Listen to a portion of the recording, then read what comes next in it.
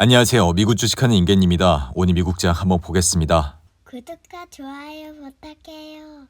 오늘 시장은 미국 국제 수익률이 폭등을 하면서 다우존스는 이틀 연속 하락세를 탔고 기술주를 중심으로 증시가 하락한 탓에 나스닥과 S&P 500은 낙폭을 더욱더 키우는 모습을 보여줬습니다. 이에 시중금리 기준물인 10년 만기 미 국채 수익률은 78bp나 급등해 4.694%까지 뛰었고 이 같은 수치는 지난해 4월 이후 최고 수준이라 지금은 최대 5%까지 오를 수 있다는 전망치까지 나오고 있는데요. 이에 국채 가격과 반대로 움직이는 수익률 급등은 역설적이게도 이날 발표된 미 경제 지표들이 촉발시켰고 ISM이 공개한 지난달 서비스업 물가지수는 64.4로 지난해 11월 58.1을 크게 웃도는 모습을 보여줬습니다. 여기에 노동시장 흐름도 기대보다 양호한 것으로 확인이 되면서 구인 이직 실태 조사에선 구인 규모가 예상치를 크게 웃도는 모습까지 나타냈는데요. 이에 따라 지난해 10월 이후 하강 흐름이 멈춘 인플레이션과 인플레이션을 자극할 수 있는 탄탄한 노동시장으로 인해 연준의 올해 금리 인하가 순탄치 않음을 예고하고 있고 이미 연준은 지난달 17일과 18일 FOMC에서 올해 금리 인하가 25bp씩 단 두 차례 멈출 수 있음을 예고한 바가 있습니다. 그리고 엎친 데 덮친 격으로 고용과 인플레이션 모두 연준의 금리 인하를 가로막는 장애물로 등장함에 따라 시장의 전망은 더욱더 위축되고 있는 모습을 보여주고 있는데요. 이로 인해 다가오는 28일과 29일 FOMC에선 연준이 금리를 동결할 확률은 95%에 이르고 있고 나아가 올해는 금리를 한 번밖에 내릴 가능성이 크게 높아지고 있습니다. 그리고 조만간 시장은 미 재정 적자가 한도에 직면하고 막대한 추가 국채 발행이 불가피하다는 점도 지금의 국제 수익률 상승을 부추기고 있어 심지어 트럼프 2기 행정부가 출범하면 대규모 관세와 불법 이민자 추방으로 인플레이션에 다시 불을 붙일 수 있다는 우려에 국채 수익률은 끝없이 올라가고 있는 모습을 보여주고 있습니다. 여기에 올해 트럼프 선거 공약이 그대로 실행이 되면 앞으로 10년간 미 재정 적자는 7조 8천억 달러로 늘어나 정부 효율부를 신설한다고 해도 결국엔 재정 부족분을 대규모 국채 발행으로 메우게 될 것이라 생각이 드는데요. 이에 엔비디아는 이날 증시가 괜찮지 않은 것과 함께 CES 2025에 대한 재료 소진으로 6% 이상 하락을 했고 젠스당은 8년 만에 자율주행차와 로봇공학 진출을 CES에서 선언하면서 다양한 신기술을 공개해 엔비디아의 장기적 전망이 밝다는 점을 확인을 시켰지만 단기적인 기대 요소가 부족하면서 이날 주가는 6% 이상 하락을 하는 모습을 보여줬습니다. 그럼에도 엔비디아는 CES 2025 개막을 앞두고 여러 신제품을 선보였고 젠스당은 차세대 PC용 GPU인 지포스 RTX 50 시리즈와 개인용 AI 슈퍼컴퓨터 프로젝터 디치츠 등의 신제품을 소개했는데요. 이에 젠스당은 지포스 RTX 50 시리즈가 차세대 AI GPU 플랫폼인 플래게를 활용해 설계돼서 컴퓨터 게이머들에게 보다 현실적인 경험을 제공할 것이라 밝혔고 여기에 AI 탑재 로봇을 개발할 때 사용할 수 있는 소프트웨어 플랫폼 코스모스를 공개해 코스모스는 개발자들의 AI 로봇 개발을 위한 여러 소프트웨어를 무료로 제공할 것입니다. 아울러 자율주행 반도체인 드라이브 AGX를 선보이고 자율주행 분야에서도 토요타와의 협력을 계획할 것이라 밝혔는데요. 그러나 행사 이후 엔비디아 주가는 약세를 보이기 시작했고 전날에 협력업체인 폭스콘이 호실적을 발표하고 젠스당의 기조 연설에 대한 기대감으로 주가는 사상 최고치를 기록했지만 이날은 140달러까지 내려오는 모습을 보여줬습니다. 이에 개인적인 생각은 젠스당이 발표를 통해 광범위한 제품을 공개했지만 엔비디아의 주가를 새로운 고점으로 끌어올리지는 못했다 생각이 들며 여기에 대부분의 발표는 엔비디아에게는 장기적으로 영향을 미치는 것들이었기에 덩달아 루빈에 대한 업데이트가 포함되지 않아 주가는 장중 내내 하락을 하는 모습을 보여줬습니다.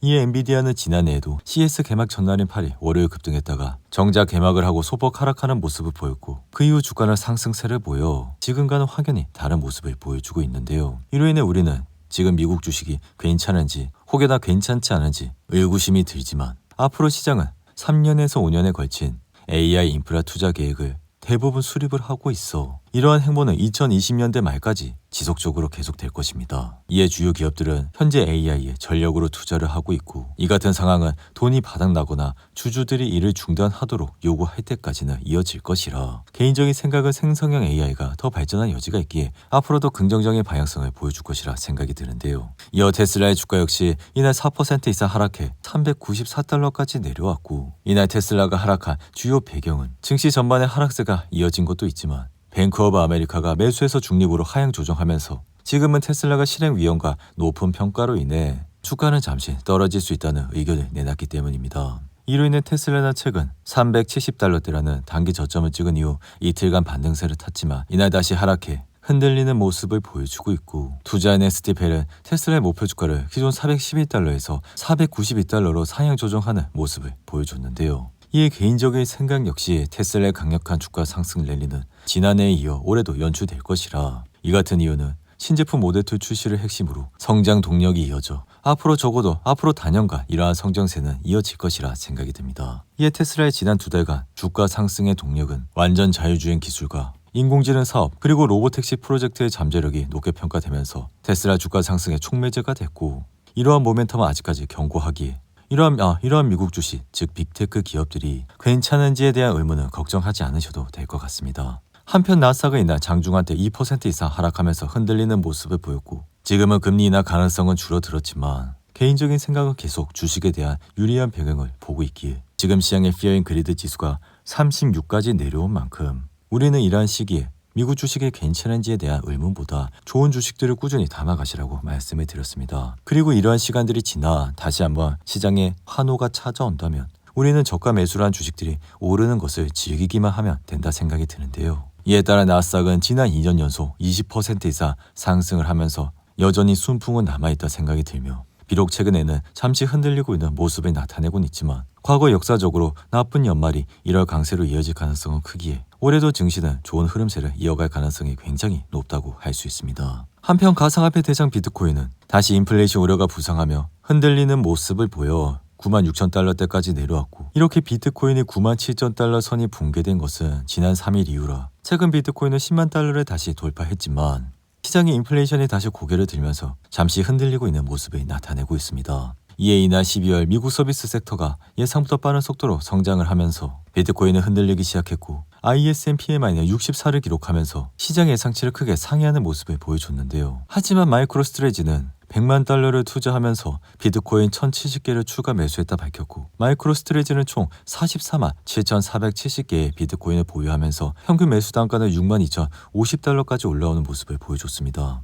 이에 개인적인 생각은 최근 비트코인이 조정을 받곤 있지만 트럼프 정부가 출범하면서 비트코인을 전략자산으로 비축하고 기준금리를 추가로 인하한다면 정고점은 당연히 넘을 수 있을 것이라 생각이 들며, 여기에 지난해 1월 비트코인은 현물 ETF 승인 이후 가상자산이 제도권에 편입되며 큰 폭으로 상승을 했다가 4월 비트코인 반감기 이후 시장의 매도 압력으로 잠시 흔들리는 모습을 나타냈습니다.